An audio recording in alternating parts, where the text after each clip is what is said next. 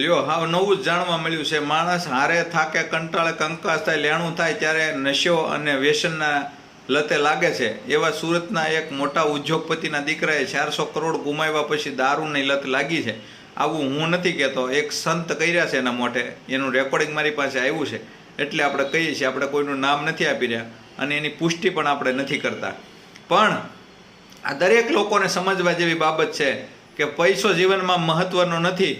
તમે કેટલા અમીર છો અને કેટલા ગરીબ છો એ માયને નથી રાખતું, પણ નશો છે ને એ ક્યારે આપણું ભલું કરી ન શકે. એટલે દરેક લોકો, દરેક મિત્રો વિનંતી છે મારી કે ગમે એવો સમય આવે, ગમે એવું દુઃખ આવે, પણ નશાને ક્યારે હાથ ન લગાવો, વ્યસનથી દૂર જ રહેવું.